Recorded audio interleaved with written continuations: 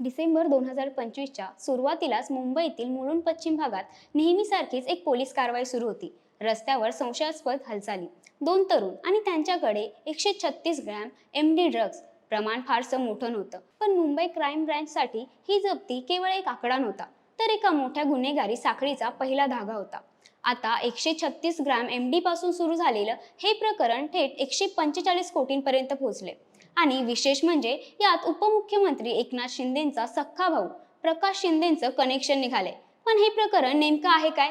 प्रकाश शिंदेंचा याच्याशी काय संबंध? जाणून घेऊयात या व्हिडिओतून. नमस्कार, मी वृंदा लासे आणि कॅमेरावर आहे सिद्धेश कांबळे. तर या तपासाला सुरुवात झाली मुंबईतील मुलुंड पश्चिम भागातून. मुंबई क्राईम ब्रँचच्या कारवाईत दोन संशयित तरुणांकडून 136 ग्रॅम एमडी ड्रग्ज जप्त करण्यात आलं. मात्र क्राईम ब्रँचचा तपास जसजसा पुढे सरकू लागला तसतसं लक्षात येऊ लागलं की हा व्यवहार केवळ मुंबई पुरता मर्यादित नाही. कारवाईत ड्रग्जचा पुरवठा ठाण्यातील एका व्यक्तीकडून होत असल्याचं समोर आलं. क्राईम ब्रँचने वेळ न दवडता ठाण्यात धाड टाकली आणि एका आरोपीला ताब्यात घेतलं.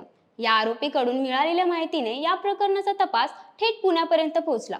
12 डिसेंबरला मुंबई क्राईम ब्रँचचं एक युनिट पुण्यात दाखल झालं. पुण्याच्या रावेत भागात आणखी एका ठिकाणी कारवाई होत विशाल मोरे याला अटक करण्यात आली. आता या व्यक्तीने क्राईम ब्रँचला दिलेली माहिती अक्षरशः धक्कादायक म्हणावी लागेल.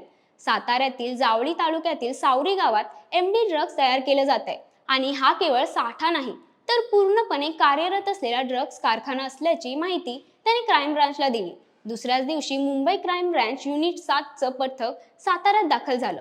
सावरी गावातील जळकावाडा नावाच्या जनावरांच्या शेडवर छापा टाकण्यात आला.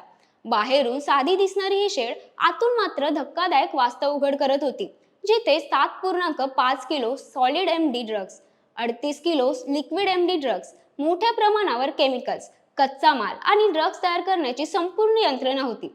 या सगळ्याची बाजारभावातील किंमत होती 115 ते 145 कोटी रुपये. घटनास्थळावरून कय्याम निझार, रझिकुल रहमान आणि हबीजुल इस्लाम या तिघांना अटक करण्यात आली. आता एकूण 7 जण पोलिसांच्या ताब्यात असून एक आरोपी फरार असल्याचं पोलिसांकडून सांगण्यात येत आहे. तपास अधिकाऱ्यांच्या मते हे संपूर्ण नेटवर्क बाहेरील लोक चालवत होते आणि सावरी गावाचा वापर फक्त ड्रग्ज लपवण्यासाठी केला जात होता. मात्र इथपर्यंत सगळं सरळ सोट असताना या प्रकरणाला अचानक राजकीय वळण मिळालं. सावरी गाव हे उपमुख्यमंत्री एकनाथ शिंदे यांच्या मूळ गावाजवळ असल्याने विरोधकांनी या प्रकरणावर प्रश्न उपस्थित करण्यास सुरुवात केली, ज्यामुळे या प्रकरणाच्या तपासाला आणखी वेगळं वळण मिळालं. ड्रग्ज कारखान्यात काम करणाऱ्या लोकांना जावळी तालुक्यातील तेज यश रिसॉर्टमधून जेवण पुरवलं जात होतं, जे एकनाथ शिंदे यांचे सख्खे बंधू प्रकाश शिंदे यांच्या मालकीचे असल्याचा दावा करण्यात येत आहे.